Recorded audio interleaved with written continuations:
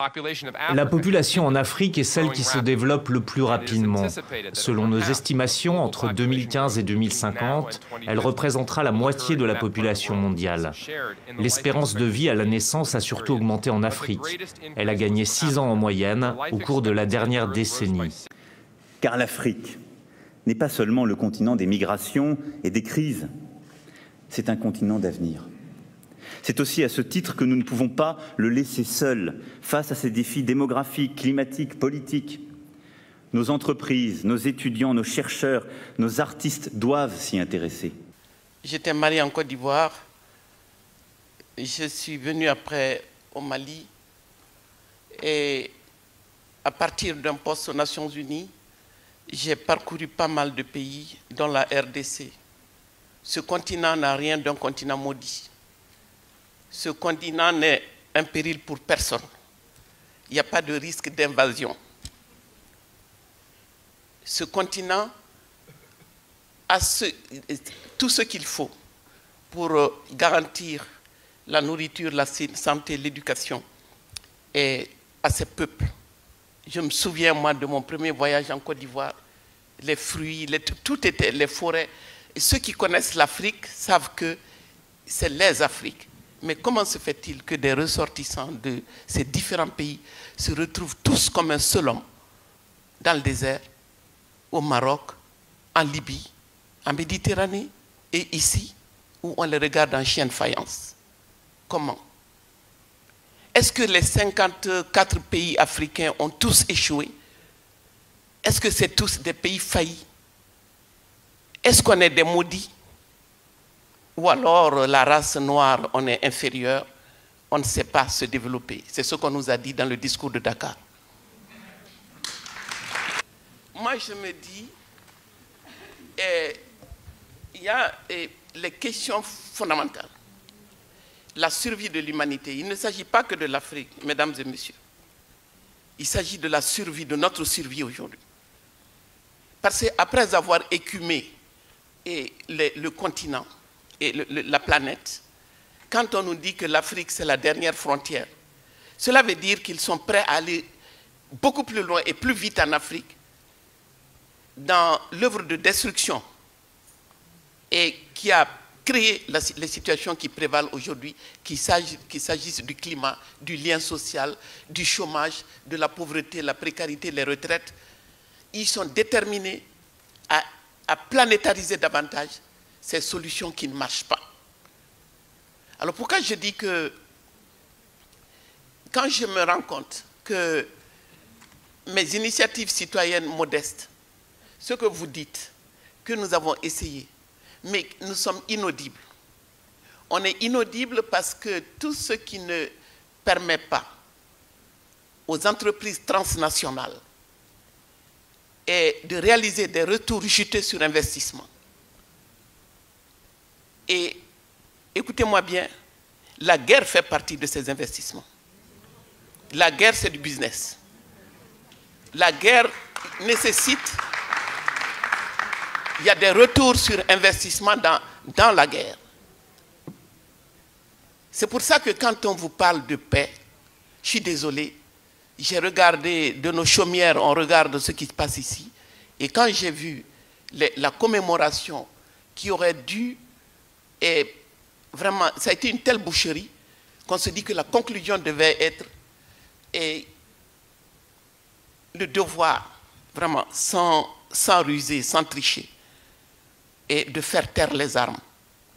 Mais quand on voit qu'à l'issue d'un tel processus et d'un forum de Paris sur la paix, on vient vous parler d'une armée européenne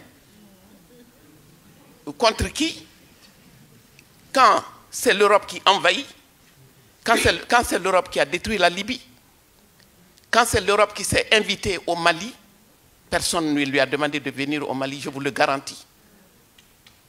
On continue, on vous laisse entendre que Serval, c'était à la demande du président malien, je vous dis non.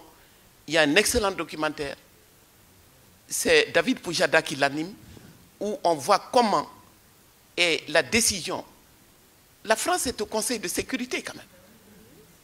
La décision d'intervenir au Mali, en fait, était prise depuis 2010.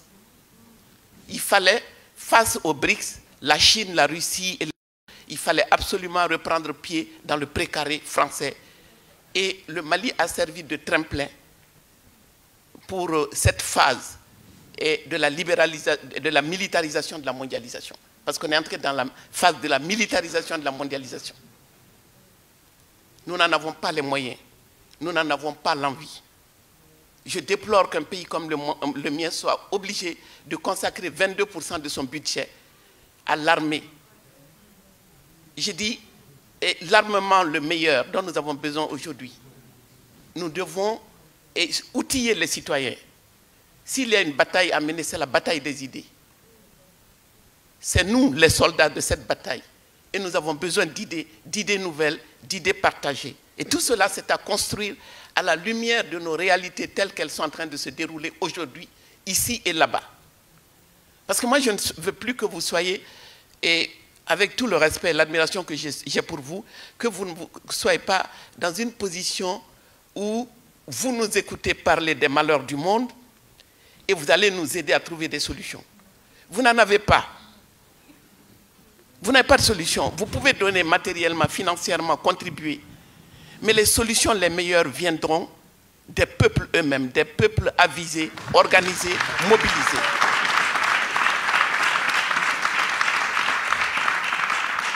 Et ce que j'ai déploré, et je continue de déplorer, c'est l'instrumentalisation, d'abord la dépolitisation des peuples. La dépolitisation des peuples ici et là-bas. On nous a fait miroiter à l'EMINC la mondialisation heureuse, l'ouverture des frontières, tout va bien, tout circule, tout le monde circule, les biens, les marchandises, mais pas les humains. Ça, on le sait maintenant. Maintenant, on sait que ça ne fait pas partie, les humains ne font pas partie de la mondialisation heureuse.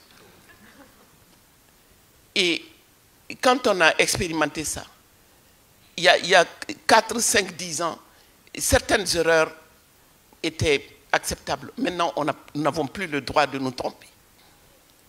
Nous n'avons plus le droit de nous tromper. Parce qu'ici, on vous trompe en disant, on les aide.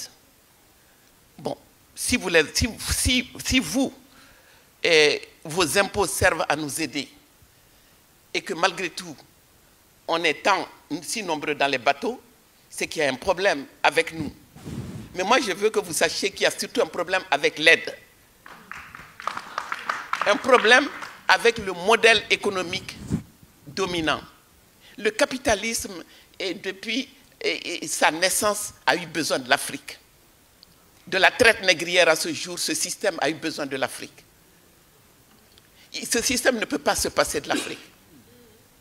La France, ce que la France veut aujourd'hui gagner en termes de croissance et d'emploi, se gagne malheureusement dans le cadre de cette guerre économique.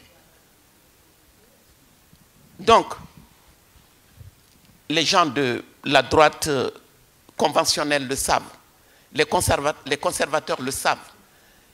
Ils savent très bien que ce continent immense de 30 millions de kilomètres carrés, avec toutes les ressources naturelles stratégiques dont ils ont besoin, c'est là-bas qu'ils peuvent aller chercher et la compétitivité va se gagner là-bas. Mais à condition que nous, on prépare le terrain. Si nous ne faisons pas les mêmes réformes structurelles que vous, ils ne peuvent pas entrer chez nous. Donc il faut que les politiques d'ajustement structurel, que nos dirigeants mettent bien dans leur tête que tout ce qu'ils ont à faire, c'est de réformer. Et les mêmes réformes qu'on vous inflige aujourd'hui, dont vous ne voulez pas, on va nous les infliger à nous, mais tout passe comme une lettre à la poste, parce que personne ne comprend. La télévision, nos télévisions, c'est comme la mondialisation heureuse, c'est les télévisions du bonheur. On chante, on danse à longueur de journée. Et on s'est mis à faire des novellas, il faut voir, des histoires d'amour à l'eau de rose, et la dépigmentation, les cheveux longs, ongles longs, faux style, tout est faux. Tout est faux, mais parce que c'est comme cela, la dimension psychologique, le miroir qui nous a tendu.